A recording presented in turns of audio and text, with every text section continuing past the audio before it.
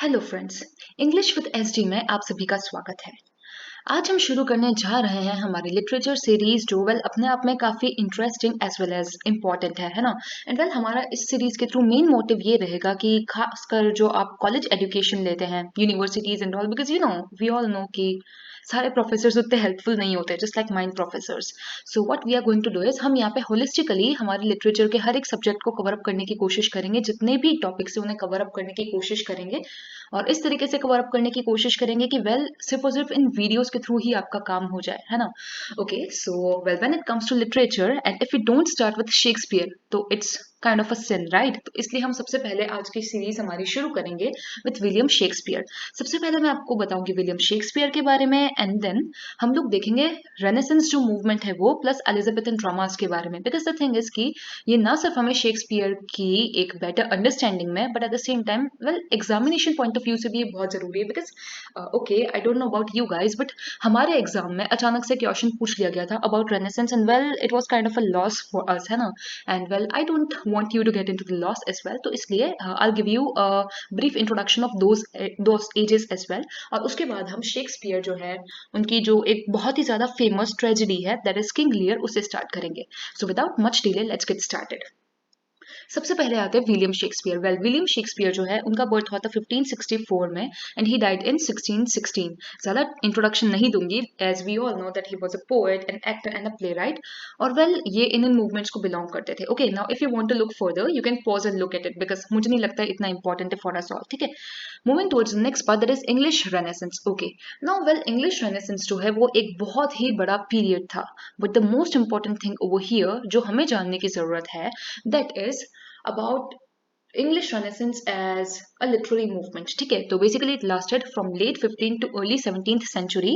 And ये जो है इसका मीनिंग होता है रेबर्थ। रेनेसेंस वर्ड का मीनिंग होता है रेबर्थ या रे अवेकनिंग। ओके, नाउ इसके अंदर द मोस्ट इंपॉर्टेंट थिंग जो हमें जानने की जरूरत है वो ये है कि इस टाइम पे सेक्युलरिज्म का कॉन्सेप्ट निकल के आया ना। अगर आप थोड़ा सा भी पॉलिटी, कॉन्स्टिट्यूशन, इन सब के बारे में जानते होंगे तो आप सेक्युलरिज्म का मतलब समझते होंगे। दैट इज दैट रिलीजन जो है it's a separate concept and governance जो है वो सेपरेट कॉन्सेप्ट है, ठीक है। तो उस टाइम पे ही ये जो है निकल के आया, ठीक है।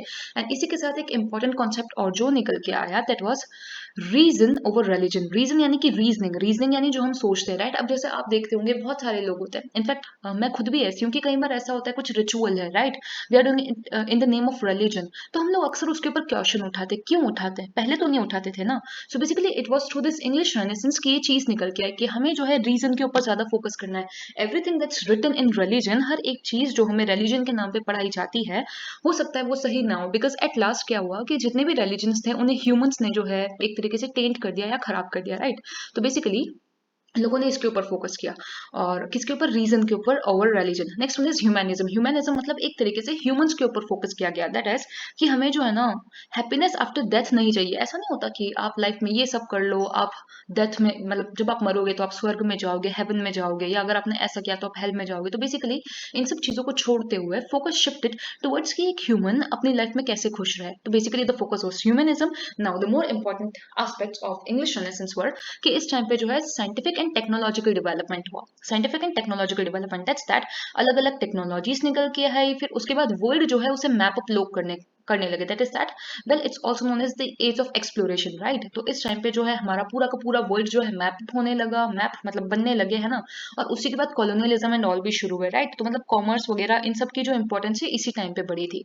Next one is rise of Protestants. Okay, now यहाँ पे मैंने जैसा कि कहा कि रीजन ओवर रिलीजन, ठीक है। तो रिलीजन के ऊपर जब क्वेश्चंस उठने लगे तो रोमन कैथोलिक जो है उसकी जगह प्रोटेस्टेंट्स आने लगे। पहले ये दोनों ब्रांचेस है क्रिश्चियनिटी की। Next one is renaissance theatres. Now this is the most important aspect of English renaissance अगर हम लिटरेचर के फॉर्म में बात करें, ठीक है। These renaissance theatres are also known as the Elizabethan theatres. Why so? Because Queen Elizabeth जो है जिनका रेन था फ्रॉम 1558 टू 1603, ठीक है, इस दरमियान वट हैपन वॉज कि क्वीन एलिजाबेथ जो है उनका रेन यानी कि उनका शासन था। एंड ये जो क्वीन एलिजाबेथ है इन्हें ड्रामा, लिटरेचर, इन सब के अंदर बहुत ज्यादा इंटरेस्ट था, ठीक है। और खासकर जो इन्होंने बहुत इंपॉर्टेंट चीज शुरू करी इट वॉज कि जो ड्रामास थे, जो थिएटर्स थे, बेसिकली उस जमाने में बहुत मॉडर्न थिएटर्स नहीं होते थे, राइट। सो बेसिकली वो जो थिएटर्स थे वो उन्होंने हर एक ऑडियंस के लिए ओपन अप किया। That's the most important characteristics of Elizabethan dramas, ठीक है। तो एक तरीके से क्वीन एलिजाबेथ के पहले जितने भी थिएटर्स होते थे उनके अंदर सिर्फ और सिर्फ जो रईस ज़्यादा यानी कि जो रिच लोग होते थे वो जा सकते थे। लेकिन एलिजाबेथन ड्रामास के टाइम पे न्यू ऑडियंस निकल के आई, न्यू ऑडियंस दैट इज जो पुअर लोग होते थे, जो मिडिल क्लास होते थे, वो सभी लोग जो है थिएटर्स के अंदर जाते थे और इसीलिए ड्रामास जो थे उन्हें बहुत ज़्यादा पॉपुलैरिटी मिली and at the same time dramas के अंदर नई नई थीम्स आने लगी है ना। जैसे हमारे जो शेक्सपियर है उन्होंने, आपने कहीं सुना होगा romantic comedies, right, things like that, romances जिन्हें कहा जाता है या ट्रेजिक कॉमेडीज एक्सेट्रा, इस टाइप के जो है जॉनरास वो थिएटर में इसी वजह से निकल के आए क्योंकि नई ऑडियंस आने लगी। और जब नई ऑडियंस थिएटर में आई तो उनके साथ जो है हमारे बहुत सारे एवेन्यूज खुले अबाउट राइटिंग एज वेल, ठीक है।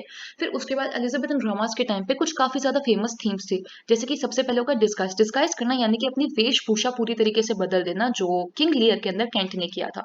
नेक्स्ट इज एंटीसेमिटिज्म, एंटीसेमिटिज्म मतलब कि वेल ये जो है एंटीसेमिटिज्म की थीम, इसे हम खास करके देख सकते हैं शेक्सपियर के play the merchant of Venice, जिसको वेल हम थोड़े टाइम में कवर अप करेंगे। Next is theme of revenge, revenge की थीम वेल इस प्ले के अंदर भी थोड़ी बहुत देखने मिलती है in case of Edmund the bastard, ठीक है, वो हम आगे डिस्कस करेंगे। Next is supernatural elements etcetera, well ये जो है सुपरनैचुरल, इसकी झलक भी हमें किंग लियर में मिलेगी in the storm scene, okay. Next one is जब वर्ल्ड मैप अप होने लगा तो हमें जो है बहुत सारे नए नए नेशंस के बारे में पता चला, जैसे कि इटली जो है ना, अगर आप देखेंगे मर्चेंट ऑफ वेनिस तो उसके अंदर इटली की थीम है ना।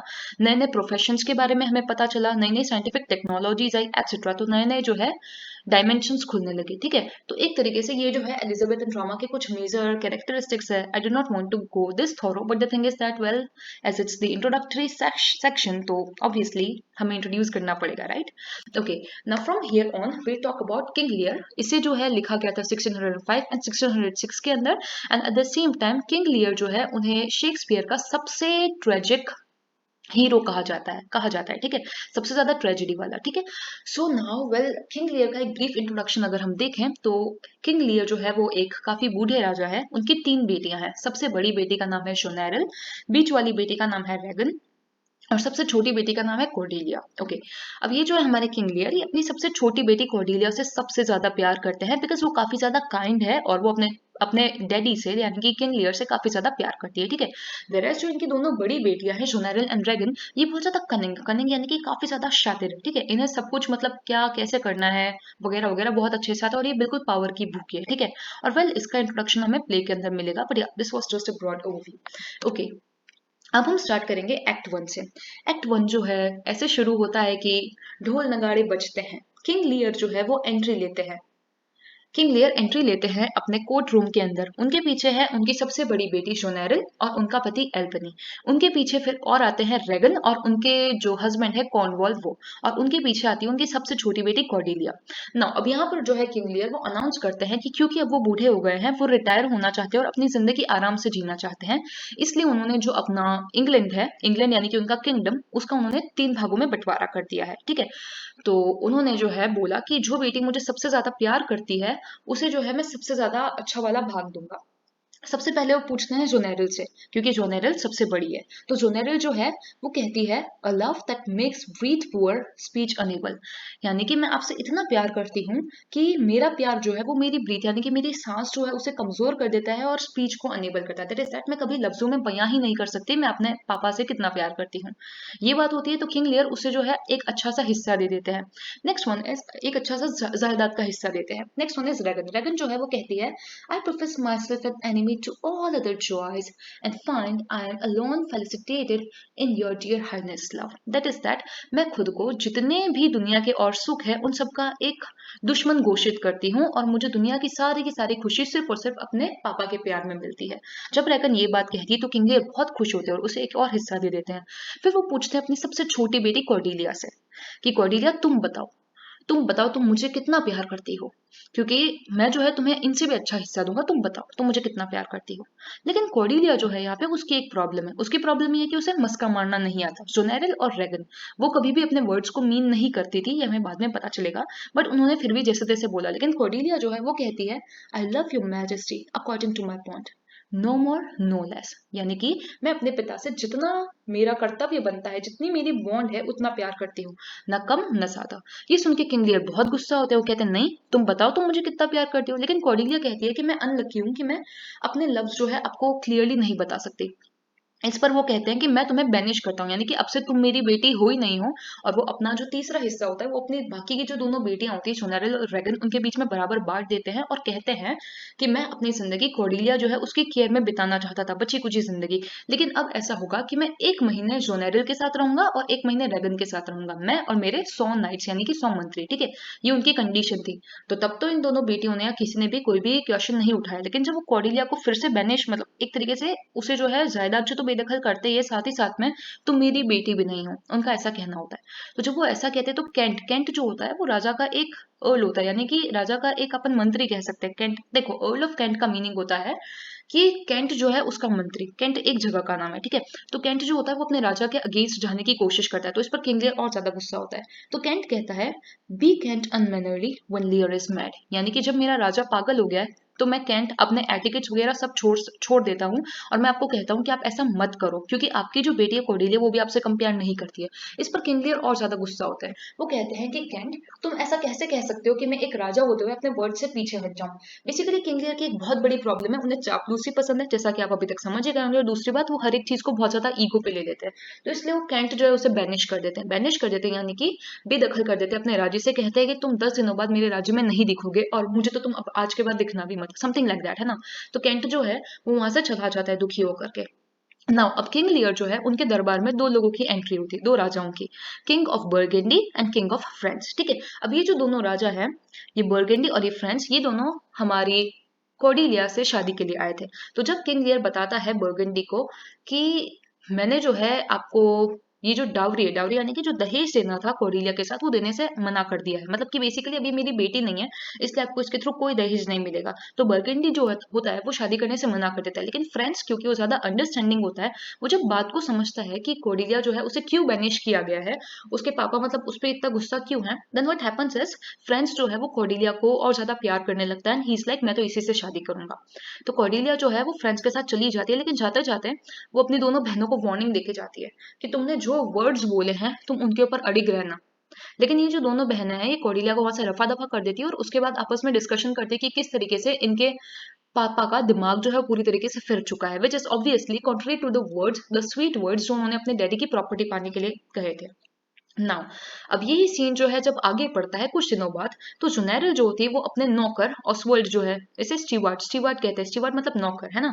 स्टीवार्ड ऑसवाल्ड, इसका नाम ऑसवाल्ड है। तो जुनैरल ऑसवाल्ड से कहती है कि तुम जो हो मेरे पापा को ज्यादा इंपॉर्टेंस देना बंद कर दो, राजकाज में जो है उन्हें ज्यादा इंक्लूड करना बंद कर दो, और वो तुम्हें कुछ भी कहे तुम उसका ज्यादा मतलब आंसर ही मत दो। तो ऑसवाल्ड जो है वो क्योंकि एक चापलूस नौकर है, क्योंकि उसे पता है कि किंग लियर बूढ़ा हो चुका है, वो उसे कुछ गेन नहीं दे सकता, तो इसलिए वो जुनैरल जो है उनकी उनकी बात से अग्री कर जाता है, ठीक है। फिर उसी के बाद क्या होता है, किंग जो है उसे वो कोल्ड शोल्डर देना शुरू कर देते हैं, ऑसवाल्ड और ऑसवाल्ड के साथ बाकी सारे नौकर्स भी, जो उनके नाइट्स यानी किंग के साथ जो आए हुए लोग होते हैं, जो उनके मंत्रीगण होते हैं, वो भी ऑब्जर्व करते हैं।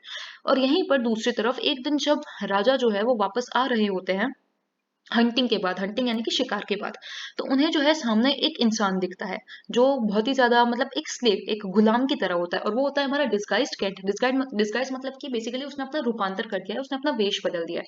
वो वेश बदल के आता है क्योंकि कैंट को पता होता है कि मेरा राजा मुझसे कितना भी गुस्सा हो जाए, लेकिन मैं अपने राजा से बहुत प्यार करता हूँ, and at the same time मेरे राजा ने गलत डिसीजन लिया है और उन्हें मेरी जरूरत पड़ेगी, ठीक है। तो कैंट जो होता है वो वहां पे आता है और वो राजा जो है उनका गुलाम बन जाता है केयस नाम से। पहले क्वेश्चन कई बार पूछा जाता है, केयस है ना। तो डिस्गाइज कैंट जो होता है वो अपना नाम केयस बताता है, और वो जो है पहले हमने जैसा कि देखा था वो एक अर्ल था, मतलब कि बेसिकली एक बहुत ही ऊंची रैंक का आदमी था, लेकिन अब वो जो है राजा का नौकर, राजा का गुलाम बन के रहता है और उसे इससे कोई प्रॉब्लम नहीं होती। तो जब राजा हंटिंग से आता है उसके बाद जो होता है ये ऑसवाल्ड बहुत ज्यादा बुरी तरीके से राजा से बिहेव करता है, तो ये जो हमारा कैंट होता है ये ऑसवाल्ड से लड़के उसे नीचे गिरा देता है जमीन पर। तो ऑसवाल्ड हार जाता है लड़ने पर, है ना। फिर उसके बाद जोनेरिल जो है वो हल्ला गुल्ला सुन के बाहर आती है कि हो क्या रहा है। तो वहां पर जो है हमारे किंग लियर बहुत दुखी होते हैं जब उन्हें पता चलता है कि उनके 100 में से 50 मंत्रियों को खारिज कर दिया गया है, जोनेरिल ने खारिज कर दिया है। और फिर वो हर कुछ एक्यूजेशन यानी कि हर कुछ इल्जाम लगाती है कि आपके नाइट्स जो है वो बहुत बुरे हैं, वो ऐसा करते हैं वैसा करते हैं। लेकिन किंग लियर को पता है कि उनके जितने भी मंत्रीगण हैं वो बहुत ही ज्यादा सभ्य है, तो इसलिए वो बहुत ज्यादा गुस्सा हो जाते हैं, उन्हें कहीं ना कहीं समझ आ जाता है कि जोनेरिल जो है वो उनके साथ गेम खेल रही है। तो वो बहुत ज्यादा गुस्सा हो जाते हैं, एंड एट लास्ट वो क्या करते हैं, वो वहां से जाने की बात करते हैं। और वो जब वहां से जा रहे होते हैं तब वो एक लेटर केंट को देते हैं। केंट जो कि अब वेल डिस्गाइज होके इनके साथ है, इनका एक नौकर है। तो वो केंट को कहते हैं कि तुम जो है ये लेटर लेके मेरी बेटी रेगन के पास जाओ, और उसे ज्यादा कुछ मत कहना, बस इतना कहना कि तुम्हारे पापा बहुत तकलीफ में। वेरस दूसरी तरफ जोनेरल जो है, वो उनका जो नौकर होता है ऑसवाल्ड, उसे कहती है कि तुम जो है ये लेटर लेकर के मेरी बहन के पास जाओ, और इसके अंदर थोड़ा मतलब अच्छा मिर्च मसाला तो मैंने इस लेटर में लिख दिया है, थोड़ा तुम अपना भी जोड़ देना कि राजा ऐसा करते हैं, राजा हमारे महल में वैसा डिसऑर्डर क्रिएट करते हैं, वगैरह वगैरह, ठीक है। तो एट लास्ट जो हमारे किंग होते हैं वो बहुत गुस्सा होकर वहां से चले जाते हैं। केंट और ऑसवाल्ड दोनों के दोनों, किंग और जोनेरल दोनों का मतलब एक तरीके से अपने अपने मालिक का लेटर लेके वहां से जाते हैं। यहीं पर एल्बनी एल्बनी जो कि जोनेरल का पति होता है, वो आके जोनेरल से बात करता है। तो जोनेरल कहती है कि ये जो बूढ़ा आदमी यानी कि उनके खुद के पापा, तो ये जो बूढ़ा आदमी है, इनकी काउंसिल यानी कि इनके साथ रहने वाले जो 100 नाइट्स थे वो बहुत ही ज्यादा इंटेलिजेंट थे।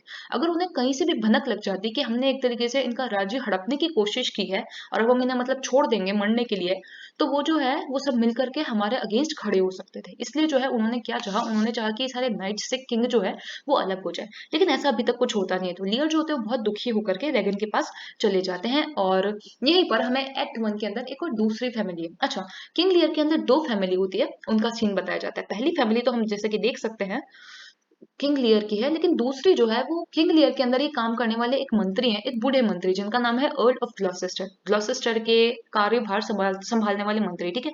तो ये जो ग्लॉसेस्टर है, ये काफी बूढ़े हैं और इनके दो बेटे हैं। जो इनका बड़ा बेटा है उसका नाम है एडगर। एडगर जो है वो एक काफी ज्यादा काबिल बेटा है, और साथ ही साथ वो किंग लियर जो है उन्हें सर्व भी करता है। और इनका एक और छोटा बेटा भी है जिसका नाम है एडमंड। एडमंड जो है वो बहुत ही ज्यादा शातिर है, एट द सेम टाइम उसे बास्टर्ड कहा जाता है। नहीं, यहाँ पे बास्टर्ड जो है वो एक गाली नहीं है, यहाँ पे बास्टर्ड का मतलब होता है इलेजिटिमेट बेटा। इलेजिटिमेट यानी कि नाजायज औलाद, ठीक है। तो मतलब एक तरीके से जो इनकी जो है किसी प्रोस्टिट्यूट के थ्रू पैदा हुआ था, ठीक है। तो एडमंड जो है उसे कभी भी ग्लॉसेस्टर ने अपने दोनों दोनों जो बेटे हैं उनकी तरफ मतलब कभी भी कोई भेदभाव नहीं किया। वो अपने दोनों बेटों से बराबर प्यार करते हैं। लेकिन एडमंड जो होता है यहाँ पे वो कभी खुश नहीं होता लाइफ में, बिकॉज उसे वो जहाँ पे भी जाता है सब लोग बास्टर्ड का दर्जा देते हैं, है ना, कि अरे ये तो एक बास्टर्ड है, इसकी क्या इंपॉर्टेंस है। सो हमारा एडमंड ये चीज बिल्कुल पसंद नहीं करता, इसलिए वो क्या करता है, गेम खेलता है। क्या गेम खेलता है, वो एक लेटर लेके खड़ा हो जाता है अपने पापा के सामने, ग्लॉसेस्टर के सामने। And Gloucester comes over there, तो हमारा जो एडमंड है वो क्या करता है, उस लेटर को छुपाने का ड्रामा करता है। लेकिन ग्लॉसेस्टर कहता है नहीं नहीं मुझे लेटर दो। तो जो वो लेटर पढ़ते हैं तो उसमें ना बड़ी अजीब सी चीजें लिखी होती है, जिससे कि एक तरीके से ऐसा लगता है कि ग्लॉसेस्टर जो है उसे मारने की प्लानिंग हो रही है ना। तो फिर ये जो है ग्लॉसेस्टर कहता है कि क्या है तुम्हारे भाई एडगर का लेटर है एडमंड। तो एडमंड कहता है हाँ मुझे लगता है कि राइटिंग तो उन्हीं की है, लेकिन मुझे लगता है इसके अंदर कुछ गड़बड़ है, क्योंकि मेरा भाई ऐसा कुछ लिख ही नहीं सकता। तो एक तरीके से वो ग्लॉसेस्टर जो है उससे परमिशन ले लेता है एडमिट कि मैं जो है मैं इस मैटर को इन्वेस्टिगेट करूंगा, और साथ ही साथ में मैं जल्दी आपको इसका रिजल्ट लाके दे दूंगा। और वो ऐसा इसलिए करता है ताकि ग्लॉसेस्टर डायरेक्ट करके मैटर सॉल्व ना करे। तो ग्लॉसेस्टर क्योंकि वो एडमंड के ऊपर बहुत ट्रस्ट करता है, अपने बास्टर्ड बेटे को बहुत ज्यादा प्यार करता है, तो वो उसके ऊपर ट्रस्ट करता है और कहता है कि जल्दी से जल्दी इस मैटर को सॉर्ट आउट करो। फिर ग्लॉसेस्टर वहां से चला जाता है, लेकिन एडमंड जो होता है वो वहां पे अपने प्लान का दूसरा स्टेज इंप्लीमेंट करता है। एडगर जो है यानी कि जो जायज औलाद है एडगर, उसे जो है अपने कब्जे में ले लेना, मतलब एक तरीके से अपने गेम में उसको भी इन्वॉल्व कर देना। तो जब एडगर वहां आता है तो एडमंड जो है वो उसे कहता है कि हमारे पापा तुमसे बहुत नाराज है, और तुम एक काम करो, तुम जाकर के मेरे घर के अंदर जो है मेरे घर के अंदर जाकर के छुप जाओ, और ये मेरा खंजर भी लो। तो एडगर पूछता है अरे ऐसा क्या हो गया। तो कहता है कि नहीं नहीं हमारे पापा तुमसे इतने ज्यादा एंग्री है कि वो कुछ भी कर सकते हैं, जब तक उनका एंगर शांत नहीं होता तुम जाकर के छुप जाओ। तो हमारा जो एडगर है क्योंकि वो भी अपने छोटे भाई पे बहुत ज्यादा ट्रस्ट करता है, वो भी उसे अपने से अलग नहीं मानता, तो इसलिए वो जो है एडमंड की बात मान के चला जाता है, ठीक है। अब यहाँ पर एडमंड जो है एक बहुत ही एम्बिशियस डायलॉग बोलता है, that is let me if not by birth have lands by birth. That is that अगर मुझे जन्म से ये सारी जमीन यानी कि ये सारी जायदाद नहीं मिली है तो मैं उसे अपने विट यानी कि अपने दिमाग से हासिल करूंगा। यहीं पर हमारा एक्ट वन खत्म होता है। एक्ट वन के अंदर जैसा कि हमने देखा जितने भी इंपॉर्टेंट कैरेक्टर्स थे हमें उनसे इंट्रोड्यूस करा दिया गया, ठीक है। अब यहाँ से शुरू होता है हमारा एक्ट टू। एक्ट टू के अंदर क्या होता है, एडमंड अब यहाँ पे एडमंड जो है अपने गेम का फाइनल स्टेज लगाता है, ठीक है। एडमंड क्या करता है, वो अंधेरे में रात के अंधेरे में अपने भाई को बुलाता है, भाई भाई एडगर भाई तुम कहाँ हो। तो एडगर जहां से छुपा होता है निकल के आता है, कहता है क्या हुआ भाई। तो एडमंड कहता है यानी कि बास्टर्ड जो है वो कहता है कि तुम जो है यहाँ से चले जाओ। क्योंकि अभी ऐसी सिचुएशन हो गई है कि लोग जो है वो तलवार लेके तुम्हें हर जगह ढूंढ रहे हैं, नंगी तलवारें लेके तुम्हें ढूंढ रहे हैं, और तुम जहां देखोगे वहां से तुम्हें मार दिया जाएगा। तो यहाँ पे एडगर समझ जाता है कि किसी ने उसके साथ बहुत कुछ गलत किया है, पर फिर भी वो कुछ कर नहीं पाता। तो इसलिए एडगर एडमंड की बात मान के वहां से भाग जाता है, सिचुएशन को अच्छे से समझते हुए। अब यहाँ पे एडमंड क्या करता है, अपनी खुद की तलवार निकाल के खुद के आर्म यानी कि खुद के हाथ के ऊपर कट लगा देता है, जहां से खून निकलता है। फिर वो जोर से चिल्लाता है, कोई मदद करो, कोई मेरी मदद करो। सब लोग आते हैं वहां देख के। तो बताता है कि देखो, एडगर जो है वो भाग गया, उसने कहा कि मैं तो नाजायज औलाद हूँ, मेरी कोई बात नहीं मानेगा, दैट रोना धोना काइंड ऑफ ड्रामा। वो फिर से वो सब करता है। और क्योंकि एडमंड जो होता है उसकी साइड पे लक होता है, तो उसी टाइम पे रेगन और क्रॉमवॉल, ये दोनों जो है उसके घर पे आ जाते हैं। ठीक है, तो वो देखते हैं कि अरे यार, ये तो जो है एडमंड जो है मतलब बहुत ही अच्छा लड़का है, इसने तो मतलब एक बेटे होने के सारे फर्ज निभाए, तो एक तरीके से ये इन दोनों की गुड बुक्स में आ जाता है। तो अपना जो एडमंड है वो अब धीरे धीरे सबके लिए हीरो बन चुका है। ठीक है, अपने पापा के लिए, और साथ में रेगन और क्रॉमवेल जो कि वहां के राजा रानी हैं उनके लिए भी। ठीक है, तो ये एडमंड जो है उसके लिए गोल्डन अपॉर्चुनिटी प्रूव होती है। लेकिन अब यहाँ पे ग्लॉसेस्टर जो है वो कहता है कि यार रेगन और क्रॉमवेल यहाँ क्यों आए हैं। तो रेगन और क्रॉमवेल जो है उन्हें ऑसवाल्ड यानी कि सोनेरिल का जो हमारा नौकर होता है, जो उसका गुलाम होता है, उसने आकर के एक लेटर दिया होता है, जिसके अंदर ऑब्वियसली उन्होंने बहुत मिर्च मसाला लगा के लिखा लिखा होता है। तो रेगन ने डायरेक्टली बिलीव किया ऑसवाल्ड और अपनी बहन जोनेरिल की बात पे, और वो यहाँ पे आ गई। किसके पास आ गई, ग्लॉसेस्टर के पास आ गई, ताकि अगर किंग गलती से उसके महल में पहुंच भी जाए तो उसे किंग को अटेंड ना करना पड़े ना। अब यहाँ पे एक और जो अगला सीन होता है, उसके अंदर ऐसा होता है कि केंट और ऑसवाल्ड दोनों ग्लॉसेस्टर के महल के बाहर खड़े होते हैं। ऑसवाल्ड जो अपनी चिट्ठी दे चुका होता है, और केंट जिसकी चिट्ठी रेगन और कॉर्नवॉल दोनों ने ली भी नहीं होती है। ठीक है, दोनों आपस में खड़े होते हैं। तो केंट जो है उसे यहाँ पे बहुत गुस्सा आता है, दोनों आपस में लड़ पड़ते हैं, केंट और ऑसवाल्ड। ठीक है, केंट कहता है ऑसवाल्ड को कि अगर तुम एक मर्द के बच्चे हो तो आकर के मुझसे लड़ाई करो। उस टाइम पे मतलब बहुत ज्यादा डायलॉग बाजी होती है। तो फिर अपना केंट और ऑसवाल्ड आपस में लड़ रहे होते हैं। ऑसवाल्ड जो होता है उसे लगता है कि यार ये आदमी तो मुझे मार ही डालेगा, तो फिर वो जोर जोर से चिल्लाने लगता है, अरे कोई आके मेरी मदद करो, कोई आके मेरी मदद करो। तो इतने में कॉर्नवॉल और रेगन दोनों के दोनों बाहर आ जाते हैं, और वो दोनों क्या करते हैं, केंट जो है उसे, क्योंकि उनके दिमाग में राजा की वैसे भी अच्छी इमेज नहीं है, और सोनेरिल का लेटर पढ़ने के बाद इन दोनों का मतलब एक तरीके से ये सोनेरिल के ऊपर अंधा ट्रस्ट करते हैं, दोनों के दोनों, है ना। और साथ ही साथ में जब वो उस लेटर को पढ़ते हैं तो उन्हें लगता है कि यार ये जो राजा है, इसके जो साथ वाले मंत्री बिल्कुल मिसबिहेव करने वाले लोग हैं। तो इसलिए वो क्या करते हैं, केंट के ऊपर गुस्सा करते हुए उसके पैरों को जकड़ देते हैं। उसे कहते हैं पैरों को जकड़ देते हैं ना, किसी एक वुडन प्रिजन टाइप का कुछ होता है ना। तो उसे कहते हैं स्टॉक। तो वो केंट को स्टॉक के अंदर डाल देते हैं, जो उस जमाने में बहुत ही ह्यूमिलिएटिंग पनिशमेंट होती थी। ठीक है, और ये जो ह्यूमिलिएशन थी सिर्फ और सिर्फ केंट के लिए नहीं थी, ये ह्यूमिलिएशन लियर के लिए भी थी, किंग लियर के लिए, क्योंकि केंट जो है वो वहां पे किंग लियर का मैसेंजर था। जैसे कि आपने बहुत सारे, अगर आप देखते हो माइथोलॉजिकल सीरियल्स वगैरह के अंदर, उसके अंदर नहीं कहते कि शांति दूत जो किसी और राजा की तरफ से आया है, शांति दूत या फिर कोई दूत भी, उसे नहीं मारा जाता, उसके साथ मिसबिहेव नहीं किया जाता, क्योंकि एक तरीके से वो अपने राजा को यहाँ पे रिप्रेजेंट कर रहा है। लेकिन रेगन और कॉर्नवॉल, क्योंकि वो दोनों बहुत ही ज्यादा गुस्सैल है, उनके अंदर ज्यादा मतलब अपने गुस्से के आगे वो कुछ देखते नहीं है, तो इसलिए उन्होंने कैंट को स्टॉक किया। और जब लियर वहां पे पहुंचता है अपने ग्लॉसेस्टर की जगह पे, अपने फूल फूल यानी कि वेल, अगर आप शेक्सपियर का प्ले देखोगे उसके अंदर हमेशा कोई ना कोई फूल होता ही है, फूल जिसका वेल काम होता है सबको हंसाना, है ना। वो, लेकिन शेक्सपियर के प्लेस के अंदर फूल जो होते हैं वो ना सिर्फ हंसाते हैं, बल्कि बीच बीच में हकीकत का आईना दिखाते रहते हैं। शेक्सपियर के फूल काफी ज्यादा वाइज होते हैं। तो लियर जब वहां पे ग्लॉसेस्टर के महल में आते हैं फूल और अपने कुछ फॉलोवर्स के साथ, तो हम वो कैंट को स्ट्रोक में देखते हैं और वो बहुत गुस्सा होता है। पहले तो शांत करने की खुद को कोशिश करते हैं, पर जब वो कैंट को उस हालत में देखते हैं तो उनसे रहा नहीं जाता, और वो रेगन और कॉर्नवॉल जो उन्हें काफी टाइम से इग्नोर कर रहे होते हैं, किंग की एंट्री जानने के बावजूद भी वो उन्हें जैसे तैसे बाहर बुलाते हैं। तो जब वो उन दोनों से बात करते हैं अबाउट केन्स कंडीशन, तो दोनों एक्सेप्ट करते हैं कि हाँ, हमने ही इसके साथ ऐसा किया है, जिसको सुन के लियर बहुत गुस्सा होता है। लेकिन वो इन सब चीजों को साइडलाइन करते हुए पहले बताते हैं कि जुनैरल ने उनके साथ किस तरीके से बिहेव किया। लेकिन रेगन जो है वो और भी ज्यादा इनसेंसिटिविटी के साथ उनसे ट्रीट करती है। किंग लियर उन्हें कई बार समझाने की कोशिश करते हैं कि जैसा तुम सोच रहे हो वैसा नहीं है, मेरी बात तो सुनो, कि यार मेरे साथ इस तरीके से बिहेव किया जा रहा है। लेकिन वो रेगन जो है उनकी एक बात नहीं सुनती और कहती है कि अगर आपको मेरे यहाँ आना है, अगर आपको मेरे यहाँ आना है तो आप सिर्फ और सिर्फ अपने 25 मंत्री ला सकते हो। ये सुन के लियर बहुत दुखी होते हैं, और इसी टाइम पे जुनैरल जो है वो भी वहां पे पहुंच जाती है, जिसे देख के लियर और ज्यादा गुस्सा हो जाते हैं। तो जुनैरल जो है वो कहती है मेरे पास जो है आप 50 नाइट्स के साथ आ सकते हो, और रेगन कहती है सिर्फ और सिर्फ 25 नाइट्स के साथ ही आप आ सकते हो। तो ये सुन के लियर जो है वो कहता है ठीक है, मैं जुनैरल के साथ चला जाऊंगा, क्योंकि जो भी है 50 नाइट 25 से तो अच्छे ही है। लेकिन यहाँ पे जुनैरल जो है अपना लास्ट पत्ता खोलती है और बोलती है आपको एक भी क्यों चाहिए, है ना। तो इसलिए लियर जो है वो जैसे तैसे खुद को कंट्रोल करते हुए बहुत गुस्सा होता है, और वो बहुत यहाँ पे मतलब अपने गुस्से वाले डायलॉग्स मारते हैं, कहते कि ना, अगर हेवंस जस्ट है, हम बूढ़े लोगों के साथ थोड़े भी, और थोड़े भी हम बूढ़े लोगों के साथ है, तो इनको जल्द से जल्द पनिश करना।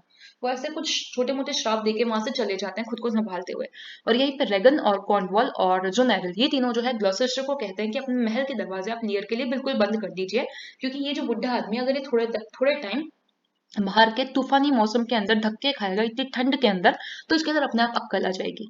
ग्लॉसेस्टर को बहुत दुख होता है, पर क्योंकि इस टाइम पे यही लोग इसके राजा रानी है, तो इसे जो है इनकी बात माननी पड़ती है, और एट लास्ट महल के दरवाजे लियर के लिए वहां से बंद कर दिए जाते हैं। अगला एक्ट निकल के आता है एक्ट थर्ड। ना यहाँ पर हमारा जो केंट है, केंट क्योंकि अब उसे मुक्त कर दिया जाता है स्टॉक से, तो वो अपने राजा को ढूंढने निकलता है। तो यहाँ पे उसे जेंटलमैन, जेंटलमैन जो है वो एक ऐसा इंसान है जो राजा को फॉलो कर रहा था, है ना। तो जेंटलमैन से मिलता है, और जेंटलमैन जो है वो उन्हें बताता है कि किंग लियर बहुत ज्यादा गुस्से में है, उन्होंने खुद को कवर भी नहीं कर रखा है ठंडी के मौसम में, और वो जो है इस जंगल के अंदर चले गए हैं। ऐसा जंगल जहाँ पे दूर दूर तक कुछ भी रहने का नहीं है। बेसिकली अगर आपको पता होगा, इंग्लैंड का मौसम बहुत ठंडा रहता है ना, और उस टाइम पे बर्फबारी हो रही थी, और साथ ही साथ में बर्फीले तूफान आ रहे थे। तो मतलब किंग लियर जो एक बूढ़े इंसान थे, जो एक राजा थे, जो सब कुछ डिजर्व करते थे, उन्हें कुछ नहीं मिला, और वो ऐसे ऐसे मौसम के अंदर अकेले बाहर जा रहे थे। उनके साथ सिर्फ और सिर्फ उनका फूल था, उनके जितने भी मंत्री थे, जितने भी उनके साथ वाले लोग थे, सब उन्हें छोड़ चुके थे अभी तक, है ना। तो इसके बाद क्या होता है, केंट जो है वो बहुत दुखी होता है, लेकिन वो जेंटलमैन को अपनी एक रिंग देता है, और साथ ही कहता है कि आप जो है डावर जाओ, क्योंकि डावर जो है वहां पे क्वीन कॉर्डेलिया जो है अपनी आर्मी के साथ आ गई है अपने पापा का प्रोटेक्शन करने के लिए। तो यहाँ पे हमें बताया जाता है कि कॉर्डेलिया जो है वो इंग्लैंड की सॉइल पे आ चुकी है ना, और वो जल्दी अपने पापा जो है उन्हें प्रोटेक्ट करने आएगी। नेक्स्ट वन है, अब हमें दिखाया जाता है लियर की हालत। लियर यहाँ पे इसे स्ट्रॉन्ग सीन भी कहा जाता है, जहाँ पे लियर जो है वो अपना गुस्सा दिखाते हैं, किसकी तरफ, अपनी बेटियों की तरफ, उनका गुस्सा खुद की तरफ, और साथ ही साथ में वो जो है काफी सारे श्राप देते हैं अपनी दोनों बेटियों को। नेक्स्ट वन है, स्केंट जो है वो जैसे तैसे आके अपने राजा को और फूल को, दोनों को जो है वहां से निकालते हैं, और पास में एक छोटी छोटी सी टूटी फूटी हट होती है, यानी कि एक टूटी फूटी झोपड़ी होती है, वहां पे उन्हें ले जाते हैं ताकि उन्हें ज्यादा ठंड ना लगे। और वहां पे वो जो है एक डिस्गाइज्ड एडगर से मिलते हैं। एडगर अगर आपको याद होगा तो ग्लोसेस्टर का बेटा है। तो अब यहाँ पे जो ग्लोसेस्टर का वो बेटा है जिसे वहां से भगा दिया गया था, है ना, झूठे इल्जाम लगा करके। तो ये जो हमारा एडगर है, ये वहां पे पुअर टॉम के टाइटल से रह रहा होता है, जो कि एक पागल है ना। पुअर टॉम, जिसने अपने शरीर पे बहुत ही कुछ एक छोटा सा ब्लैंकेट जो होता है वो ओढ़ रखा होता है, उस गरीबी गरीब सी झोपड़ी, टूटी फूटी झोपड़ी में रहता है। और साथ ही साथ में जो एक पागल भी है इस तरीके के, मतलब उसने अपने आप को इस तरीके से डिस्गाइज किया होता है ताकि कोई उसे पहचान ना पाए, ठीक है। अब यहाँ पर केंट जो होता है वो एडगर को अपना फिलोसोफर मानने लगता है, पुअर टॉम को अपना फिलोसोफर मानने लगता है, और वो यहाँ पे जो है अपना दुख जाया करता है। वहीं दूसरी तरफ ग्लॉसेस्टर के महल में ग्लॉसेस्टर बहुत ज्यादा दुखी होता है, और वो एडमंड यानी कि अपने नाजायज बेटे को कहता है कि मैं जो है मैं जाके किंग लियर की हेल्प करूंगा, क्योंकि कुछ भी हो वही मेरे राजा है, उन्होंने मुझे जो है लाइफ लॉन्ग सपोर्ट किया है। और जब वहां से ग्लॉसेस्टर निकल जाते हैं अपने राजा को ढूंढने के लिए, किंग लियर को ढूंढने के लिए, तो एडमंड क्या करता है, एडमंड अपना लास्ट गेम खेलता है। नहीं, एडमंड पर एक और गेम खेलता है, बिकॉज एडमंड लास्ट तक गेम खेलेगा। तो एडमंड ये गेम खेलता है कि वो ग्लॉसेस्टर को बताता है, ग्लॉसेस्टर ने जो भी काम किया है, मतलब कि ग्लॉसेस्टर जो है वो जो भी करना चाह रहा था लियर की हेल्प करके, वो जाकर के बाद कॉर्नवॉल और रेगन को बता देता है। तो कॉर्नवॉल और रेगन जो होते हैं वो ग्लॉसेस्टर को ढूंढने के लिए हर जगह आर्मी भेज देते हैं। वेरएज दूसरी तरफ ग्लॉसेस्टर जो है वो किंग लियर के लिए कुछ खाने पीने के सामान लेकर के उस हट में जाता है, और वहां पे उनके लिए कुछ इंतजाम करके वापस अपने महल लौट आता है। तो वही जब वो वापस अपने महल लौट करके आता है, तो कॉर्नवॉल और रेगन, रेगन जो है क्या करती है, रेगन दो एक लेडी होती है ना। तो मतलब तो भी वो ऐसा करती है कि बहुत बुरा बिहेव करती है ग्लॉसेस्टर के साथ, उनको ना सिर्फ कर्स करती है, ना सिर्फ उन्हें गालियां देती है, बल्कि उनकी जो दाढ़ी होती है उसे अपने हाथों से पकड़ के खींचती है। और कॉर्नवॉल क्या करता है, उनकी आंखें, दोनों की दोनों आंखें निकाल करके उनके ऊपर स्टेप करता है, मतलब कि उनकी आंखें जो है उन्हें अपने पैरों तले कुचल देता है। ये चीज देख के कॉर्नवॉल का जो एक एक नौकर होता है, जिसे ना ना ना ये सॉरी, ये देखते हुए कॉर्नवॉल जो है उसके ऊपर अटैक कर देता है ग्लॉसेस्टर का एक नौकर, जिसे ग्लॉसेस्टर ने बचपन से पाल पोस के बड़ा किया होता है। वो कॉर्नवॉल को कहता है तुम मेरे मालिक के साथ ऐसा नहीं कर सकते, और वो कॉर्नवॉल को बहुत बुरी तरीके से इंजर कर देता है, जबकि कॉर्नवॉल उस नौकर को मार देता है। और बाकी के जो दो तीन नौकर होते हैं वो ब्लाइंड ग्लॉसेस्टर को पुअर टॉम के पास लेके जाते हैं, ताकि वो पुअर टॉम जो है वो उन्हें सही जगह पर पहुंचा सके। कहाँ पर, डावर, सही जगह यानी कि डावर। ओके, अब यहाँ पे जो है शुरू होता है हमारा एक्ट फोर। एक्ट फोर के अंदर क्या होता है, सबसे पहले एल्बनी जो है वो कन्फ्रंट करता है जुनैरल को कि तुम अपने पापा के साथ ऐसा कैसे कर सकते हो। और जुनैरल जो है वो अपने हस्बैंड से बिल्कुल प्यार नहीं करती, इसलिए वो क्या करती है, जुनैरल अपने हस्बैंड से बिल्कुल प्यार नहीं करती है, वो उनकी बेइज्जती करती है सरेआम, ठीक है, वो अपने हस्बैंड से कभी प्यार नहीं करती। एंड नेक्स्ट वन इज यहाँ पे हमें बताया जाता है कि एल्बनी जो है वो किस तरीके से बहुत ज्यादा खुश होता है जब उन्हें पता चलता है कि कॉर्नवॉल यानी कि रेगन का पति अब नहीं बचा। वो जो इंजरी उन्हें ग्लॉसेस्टर के नौकर ने दी थी उसकी वजह से कॉर्नवॉल मर जाता है। And the next thing is वो ये भी वो जो है किंग लियर के साथ बहुत ही ज्यादा सिंपैथेटिक होते हैं जब उन्हें पता चलता है कि लियर जो है उनके साथ इतना कुछ बुरा हुआ है। तो मतलब यहाँ पे हमें बताया जाता है कि एल्बनी जो है वो एक तरीके से एक ह्यूमन इंसान है, वो मतलब किंग का एहसान मानता है, उसे राइट और रॉन्ग की समझ है, on country to his wife and Regan and Cornwall, ये सब लोग, ठीक है, ये बात निकल के आती है। The next one is Gloucester जो है वो पोएट टॉम के साथ जा रहा होता है डॉवर की तरफ, डॉवर जहाँ पे जो हमारी कोर्डिलिया है वो अपनी आर्मी के साथ वेट कर रही होती है अटैक करने के लिए, ठीक है, और वहीं पे जहाँ पे उन्हें पता है कि उन्हें किंग लियर भी मिलेगा। लेकिन यहाँ पे ग्लॉसेस्टर जो है उसने अपने जीने की इच्छा बिल्कुल खत्म कर दी है, मतलब एक तरीके से उसे समझ आ जाता है कि उन्होंने अपने बेटे एडगर के साथ कितना बुरा किया एडमंड के प्यार में, है ना। तो इसलिए वो जो है खुद को मारने की कोशिश करते हैं, एक क्लिफ क्लिफ यानी कि एक ऊंचा, एक बहुत ही ऊंची पहाड़ी टाइप है ना, वहां से समुद्र में कूद के खुद को मारने की कोशिश करते हैं। लेकिन वो टॉम जो कि एक्चुअल में एडगर है वो उनके इंटेंशंस पहले ही समझ जाता है कि भाई ये ऐसा ही कुछ करना चाह रहे हैं, इसलिए वो उन्हें क्लिफ पे ना ले जाके एक छोटे से गड्ढे के ऊपर ले जाते हो। जब वो वहां से कूदते हैं ग्लॉसेस्टर तो वो छोटे से गड्ढे में गिरते हैं, और फिर एट लास्ट जो है पुअर टॉम उन्हें समझा बुझा के वहां से ले जाता है कि अगर आप नहीं मरे हो मतलब कि आपको जीना ही होगा, है ना। मतलब अगर आप इतनी ऊंचाई से, क्योंकि अब हमारा ग्लॉसेस्टर अंधा हो चुका है तो उन्हें कहते हैं कि अगर आप इतनी ऊंचाई से गिरते हुए भी बच गए हो तो इसका तो एक ही मतलब है कि भगवान चाहता है आप जियो, है ना। तो ऐसा करके वो जैसे तैसे हमारे ग्लॉसेस्टर को समझाता है, और फिर जो है ये लोग अपने सफर में आगे बढ़ते हैं। जब ये लोग अपने सफर में आगे बढ़ते हैं तो इन्हें लियर मिलता है, किंग लियर जो पूरी तरीके से पागल हो चुका है। वो जो हमारे खेतों के अंदर वीड्स यानी कि अनचाहे पौधे होते हैं ना, जंगली पौधे जिनकी कोई जरूरत नहीं है खेतों में, वो उनका क्राउन क्राउन यानी कि उनका मुकुट बना के अपने सर पे रख रखा होता है, और वो मतलब इसी तरीके से खेतों से खेतों में दौड़ रहे होते हैं नंगे पैर, उनके कपड़े पूरी तरीके से खराब हो चुके होते हैं। तो ये दोनों जो है अपने राजा को देख के इस तरीके से देख के बहुत ज्यादा दुखी हो जाते हैं। फिर लेकिन जब ये लोग अपनी जर्नी में और आगे बढ़ते हैं, कौन, हमारा एडगर और ग्लॉसेस्टर, तो इन्हें वहां पे मिलता है ऑसवाल्ड। जी हाँ, ऑसवाल्ड वही जो कि जोनेरिल का नौकर होता है ना। और वहां पे हमें पता चलता है कि ऑसवाल्ड जो है जोनेरिल का एक लेटर लेके जा रहा होता है एडमंड के पास। एडमंड जिसे अब जो है नकाब, जिसे अब जो है नवाजा जा चुका है एज अर्ल ऑफ ग्लॉसेस्टर, यानी कि उसने ग्लॉसेस्टर की गद्दी जो है उसके ऊपर जो है अपना परचम लहरा दिया है ना। तो एक तरीके से जब ये जा रहे होते हैं, जब ऑसवर्ल्ड जा रहा होता है तो हमारा जो एडगर होता है वो उससे लड़ाई करता है कि मैं तुम्हें नहीं जाने दूंगा, है ना, क्योंकि वो ग्लॉसेस्टर को मारने की कोशिश करता है ऑसवाल्ड। तो ग्लॉसेस्टर को बचाने के लिए, अपने पिता को बचाने के लिए, एडगर जो होता है वो इसके ऊपर अटैक करता है ऑसवाल्ड के ऊपर और उसे मार डालता है। और वो जो है चिट्ठी निकाल के देखता है, चिट्ठी निकाल के देखता है तो उसके अंदर जो होता है एक तरीके से जुनैर जो है उसने अपने प्यार का कन्फेशन कर रखा होता है टुवर्ड्स एडमंड, और वो कहती है कि अगर ये एल्बनी जो है अगर ये जिंदा बच के आ गया तो मैं जो है इसकी दास बन के रह जाऊंगी लाइफ लॉन्ग के लिए, इसकी बेड से बन के रह जाऊंगी, और मैं चाहती हूँ कि मैं जो है अपना प्यार तुम्हें दूं एडमंड, है ना। तो ये सुन के ये पढ़ के हमारा जो है एडगर वो बहुत ज्यादा गुस्सा होता है, वो डिसाइड करता है कि वो लेटर लेके एल्बनी को दे देगा, ठीक है। Now the next thing that happens is Kent जो है वो डॉवर चला जाता है। डॉवर जब वो पहुंचता है तो वो कोर्डेलिया से मिलता है, और साथ ही साथ में कोर्डेलिया ने एक पूरी की पूरी आर्मी भेजी होती है लियर को ढूंढने के लिए, जो एटलास किंग लियर को लेके आते हैं जो बेहोशी की हालत में होता है, और वेल उसे मेडिकेट किया जाता है। अच्छा खासा रेस्ट लेने के बाद जब किंग लियर अपनी आंखें खोलते हैं तो पहले तो वो कुछ समझ नहीं पाते, लेकिन धीरे धीरे वो कॉर्डेलिया को पहचान लेते हैं, और वह दोनों पिता और बेटी का बहुत अच्छा यूनियन होता है ना। और इस यूनियन के बाद लियर जो है वो धीरे धीरे उनके जो दिमाग की जो हालत होती है वो भी सुधरने लगती है, बिकॉज लियर जो है वो अपनी लाइफ में सिर्फ और सिर्फ लव चाहते हैं at this point of time. जब उन्होंने सब कुछ खो दिया है तो उन्हें बहुत अच्छा लगता है जब वो अपनी सबसे छोटी बेटी की काइंड और लविंग कंपनी में होते हैं। यहीं पे शुरू होता है हमारा एक्ट 5। नाउ एक्ट 5 के अंदर क्या होता है, वॉर की प्रेपरेशन चल रही होती है। बेसिकली एल्बनी जो होता है तो वो किंग लियर की साइड होता है, लेकिन जो इसके अंदर इश्यू होता है वो ये होता है कि फ्रेंच आर्मी आई है इंग्लैंड की सॉइल पे तो उसे लड़ना पड़ेगा। और कॉर्नवॉल जो है उनकी डेथ के बाद सारी की सारी जिम्मेदारी जो है, सारा का सारा भार जो है वो एल्बनी के कंधे पे और साथ ही साथ में एडमंड के कंधे पे भी आता है। तो ये दोनों जो है आपस में बात कर रहे होते हैं कि उन्हें फ्रेंच आर्मी के अगेंस्ट वॉर कैसे रेज करनी है।